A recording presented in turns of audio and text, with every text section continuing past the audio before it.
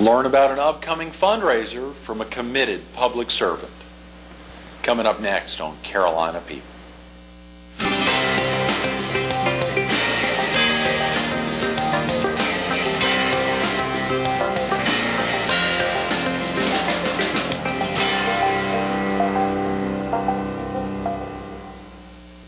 Good morning.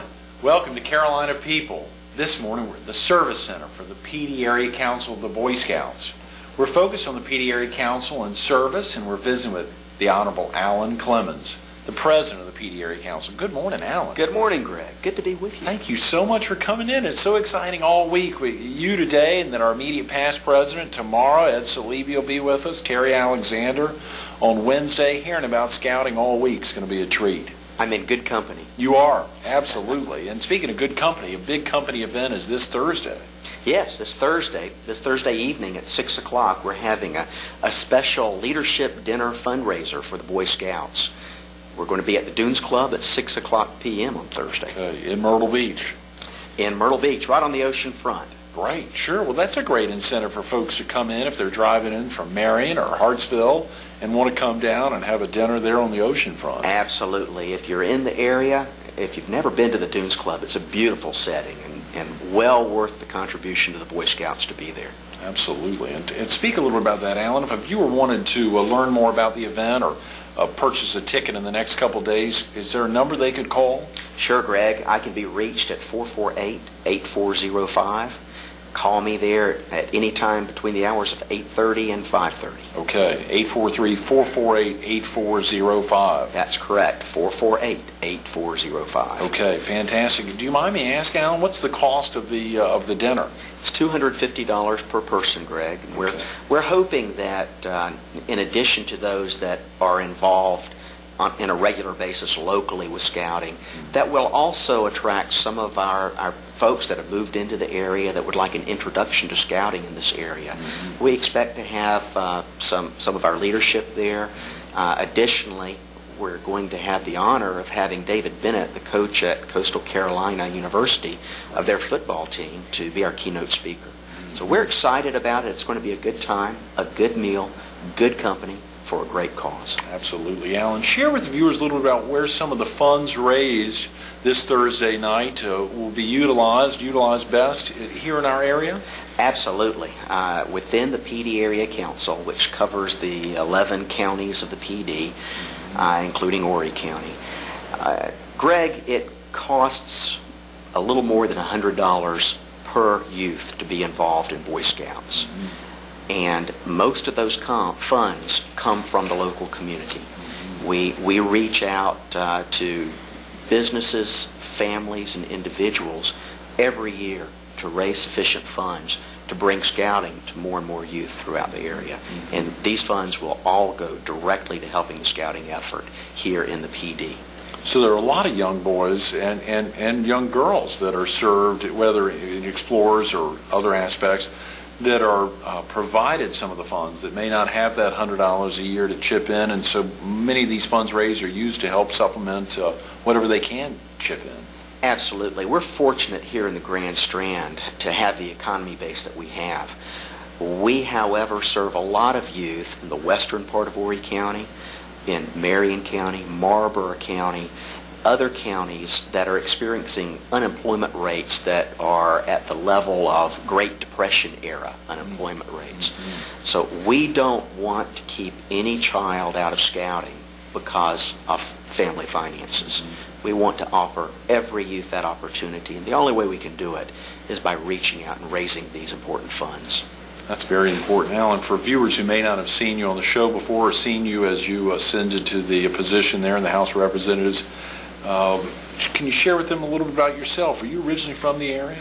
I am, Greg. I was born and raised in Myrtle Beach. I'm told I was one of the first babies born in Ocean View Memorial Hospital, which isn't even there anymore. Right. Not to date you, yeah. That's right. But I am. My family goes back a number of generations in the Myrtle Beach area. A local product of Myrtle Beach High School and Coastal Carolina University, went to Minnesota for law school, and was fortunate enough to return back home to practice law. Absolutely. And you grew up in scouting? I did. I was a new scout at age of 12 years and stayed in scouting, received my Eagle rank when I was, I believe, 15 years old, and have been involved in scouting at one level or another ever since. Golly, how exciting to think of the involvement and the commitment when we talk about service, not only serving the residents of House District 107, but the capacity of serving all the youth here as president of the PD Area Council. That's kept you pretty dang busy. I don't have a lot of extra space on my plate, that's true, but I find the opportunity to serve scouting to be very fulfilling, and I enjoy the opportunity to work with the fine volunteers that we have in the Boy Scout program, and to know that other youth are being served and principles are being reinforced such as they were in my life. It's important to me. It's very fulfilling for me. If a viewer couldn't be at this Thursday night's fundraiser at the Dunes Club and couldn't get in touch with you, what's the phone number that someone may want to call to learn more about the PD Area Council for Boy Scouts? Well, again, my phone number, 843-448-8405. Okay. Monday through Friday. Call me if I'm not in. Leave a message for me, and I can certainly I can put you in touch with the right person to talk to you about scouting. Great, fantastic. Well, that's important to provide that number. Thank you. When you, Alan, this aspect of recently, and you're just about to begin your second. You've just ended your second year. Am I correct? In the House of Representatives. The House of Representatives. Yes, that's right. That's but correct. You're up for re-election for a second term. I am. In November, I am very honored by my constituents to not have an opponent running against me this time around. I'm not sure what I did to deserve that, but I'm very grateful for it. Wow. And it gives me an opportunity to focus more on the important issues before us, and will give me a little more time this summer to spend with my family instead of on the campaign trail. Right, that's right. I think in this most recent term, you served as chairman of the Freshman Caucus. What exactly was that, or is that, Alan? The Freshman Caucus is made up of all the new members of the House of Representatives. This year there were 21 of us from all across the state. And as chairman, each week we would bring the Freshman Caucus together with various heads of agencies, with the governor, with his staff, with the director of the Department of Parks, Recreation, and Tourism, and various organizations that are important and work integrally with the General Assembly.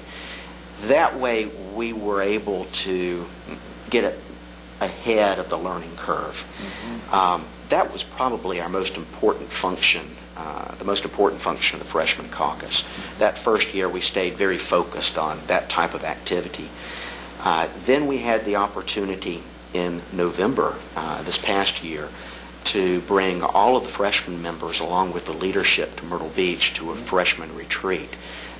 That was important for the new members of the General Assembly to come to understand the place of tourism in the South Carolina economy. That proved to be very important for them and also for our economy here in the area, because every time they hear Myrtle Beach in the General Assembly, they think tourism now. They know what tourism is about here in South Carolina. Talking about the financial impact that it has on the entire state. Absolutely.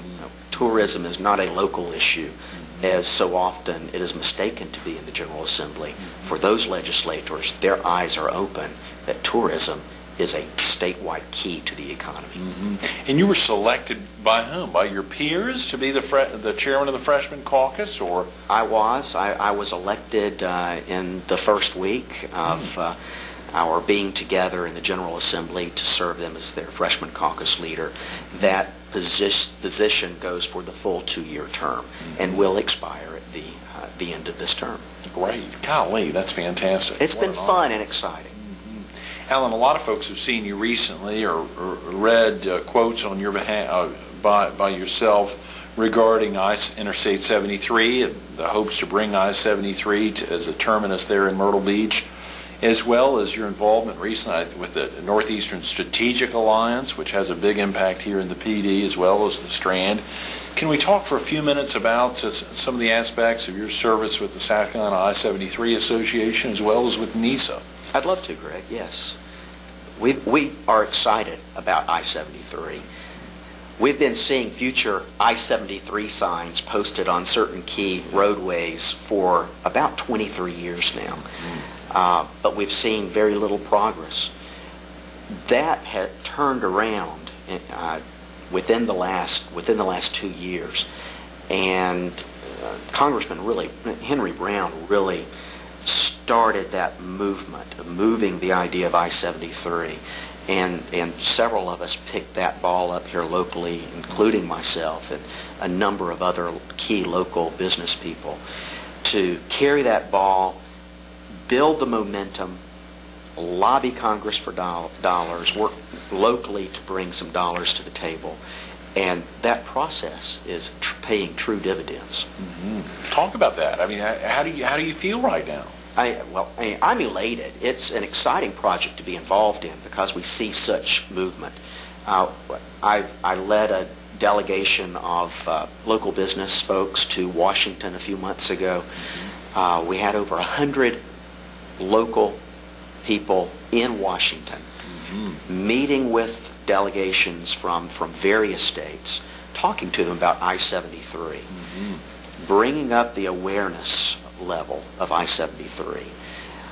As a result, we just recently had another meeting regarding I-73 involving Washington folks and local folks, but this time we brought it here to Myrtle Beach. And this was just 2 or 3 weeks ago. We had key staffers, key professional staff members from Washington come to Myrtle Beach to take a look at what we have here.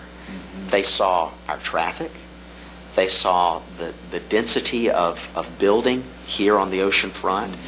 They saw the volume of tourism we're involved with, concerns about emergency evacuation, hurricane evacuation, made a number of presentations to them. And before those key professional staff members left, Greg, they were talking about how they could help us and partner with us in bringing the $1.7 billion to the table that it will take to build I-73. Now, is that just $1.7 billion as it relates to South Carolina, or is that the entire Detroit to South Carolina? Greg, that's just the South Carolina portion. Wow. The price tag is huge. Now, other states are further along than South Carolina, some other states. North Carolina is much further along in the I-73 process than we are. West Virginia, likewise, is very advanced. There are other states that we are ahead of, Michigan and Ohio. We're moving right along, and we are awakening those movements in Michigan, Ohio, Virginia, where the movement has been stagnant for some time.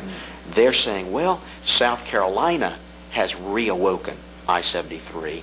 We're going to tag along with that energy and move it forward in our states as well. Alan, why is this important to one of our viewers in, let's say, Bennettsville, or in Hartsville, or in Marion, or in Kingstree? Greg, I mentioned a few moments ago relating to scouting, the double-digit unemployment that we're seeing in Marlborough County, Dillon County, Marion County. Just recently, it was as high as 20% unemployment in Marlborough County. Bringing an interstate link through those counties, coupled with the infrastructure that those county governments have committed along that interstate route, will bring untold dividends to those counties in terms of employment opportunities, manufacturing opportunities, the opportunity to trade along that corridor with other businesses. It will be phenomenal. A lot of that empirical, or a lot of that supporting data has been provided by the benefits that Florence, I suppose, has received from having 20 terminate in Florence and I-95 split right through the county. That's had a pretty dramatic impact on the growth of the PD. Greg, it's been dramatic. If you look at Florence before the interstate connections, compared to today, the growth is tremendous. Yeah. And look at the manufacturing that has come to Florence as a result. Mm-hmm. We see the same thing happening, particularly in the area where I-73 will intersect with I-95. Mm-hmm. Golly, that could be invaluable. Absolutely. Well, what are some of the timeline projections that the area is faced with now, Alan? Are there some thoughts as to things that have to be done? And if a viewer was interested in being involved, what could they do to help out? I'll start with your last question. What can a viewer do? We have established the South Carolina I-73 Association, and every citizen of Horry County, Marion County, Dillon County, and Marlborough County should be a member of that association. The cost is minimal, $100 to be a part of that association. And every time we have a review, an update, a road rally, a meeting, we will send that notice out to every member. Those funds go to help us put lobbying dollars on the table, to network with Congress and statewide to bring the needed dollars to the table to build this road. That's going to be so very important to us all. Mm-hmm. Absolutely. And the other part of the question, I can't remember what it was. Refresh my memory too, Greg. I know you're answering the latter part first.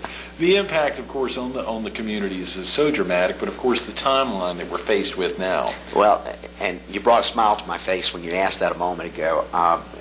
The new slogan, the new logo for I-73 coming out of the South Carolina Department of Tourism is 7 and 3 in 10. It's I-73 we expect to be driven on in South Carolina within the next 10 years. Wow, that'd be spectacular. Absolutely. That would be spectacular. Talk a little about the Northeastern Strategic Alliance for viewers who may not be familiar with the concept of having a strategic alliance for a certain region. I know it's been popular in the Low Country, in the Midlands, and obviously in the Upstate. It brought incredible dividends in those areas. When did NISA kick off, and what have been some of the benefits and some of their impact that they may have on I-73 as well as air transportation? NISA, I believe, is 3 or 4 years young, Greg, the Northeastern Strategic Alliance. It brings those counties of the PD together into a consortium of partners in the legislature, partners in business. And yes, we've seen this done in the Upstate. We've seen it done in the Low Country, in the Charleston area, and it's been done very effectively. And the idea is real simple. In Horry County, we have 6 resident members of the House of Representatives. Mm-hmm. Those 6 members are a fraction of the 124 members. Right. If we pool the resources of those 6 members with all of the members of all the counties of the PD, we become a force to be reckoned with.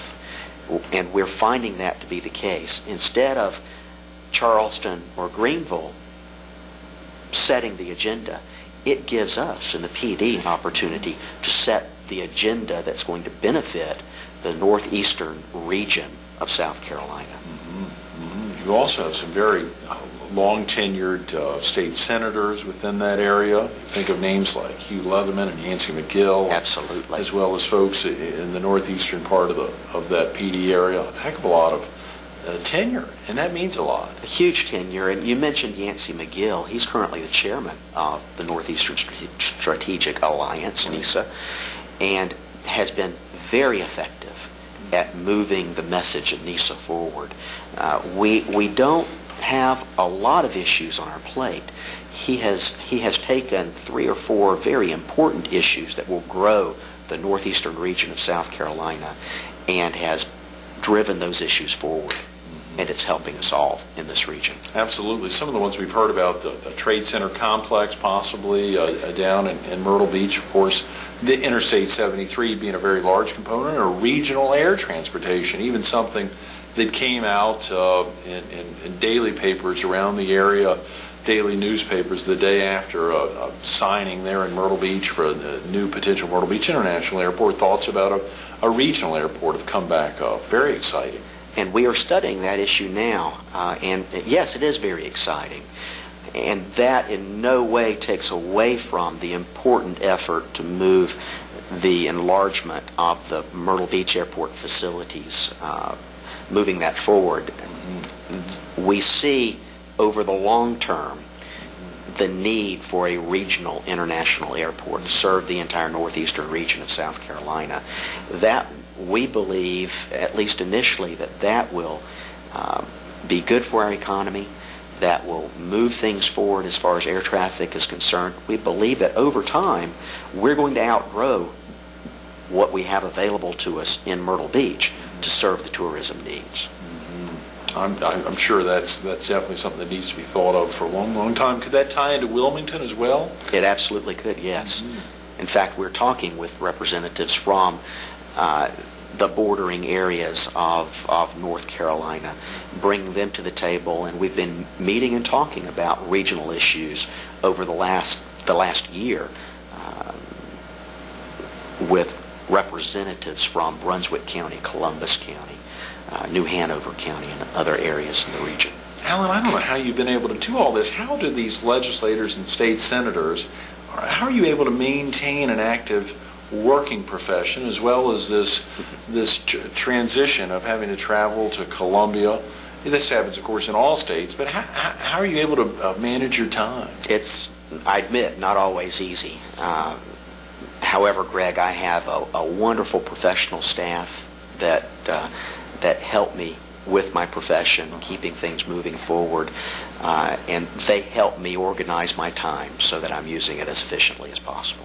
You know, we had a guest on the show, a Loris native who was Horry County, born and bred, I think the only one to ascend to Congress, John Jenrette, you probably remember, who was with us recently, talking about giving up, and that folks have to give up. They have to make that commitment for anyone, for governments to run, for public service to actually take place. If you've got that ability to do it, somebody has to give up the time to commit to be a public servant, and it will impact all families of those public servants. But it's somebody would have to do it to enable governments to run. That's the way government works in this country.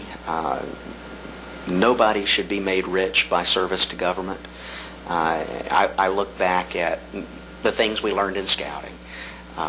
Service to self, service to family, service to God, service to country.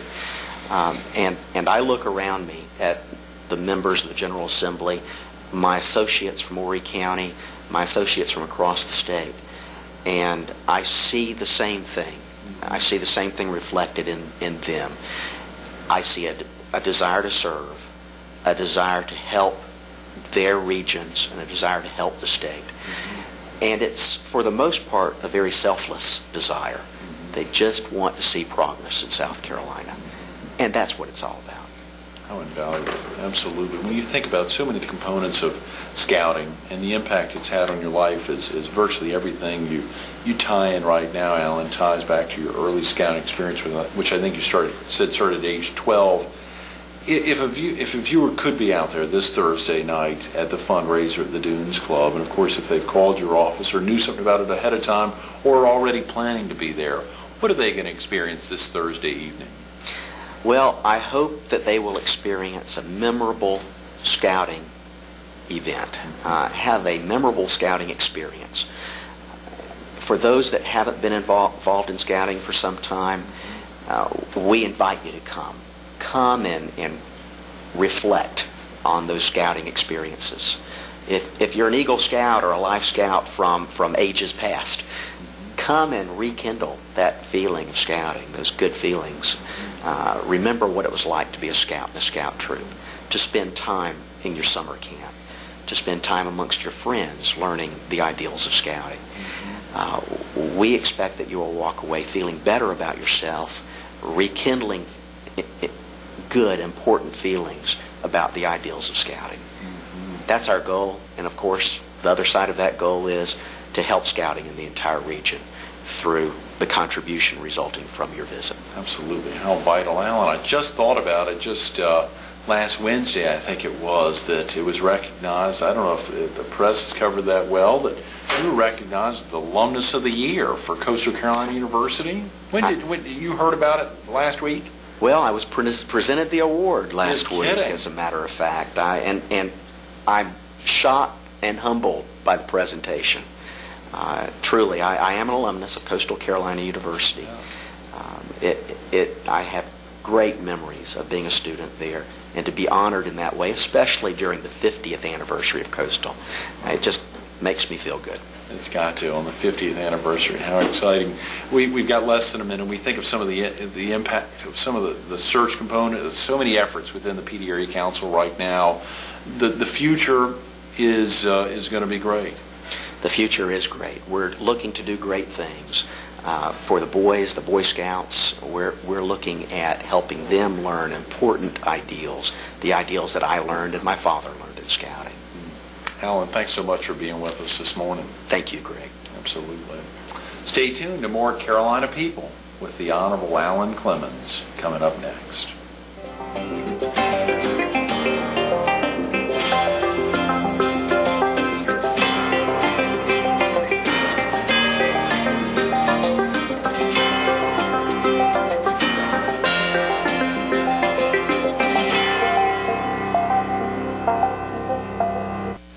Whether it's serving the youth of the PD area as the president of the PD Area Council of the Boy Scouts, or serving his constituents, the citizens of District 107, the House District in Myrtle Beach, or serving so many of the folks that are going to need to evacuate Myrtle Beach if a hurricane was to ever be heading towards the area, by helping to grow and make I-73 happen.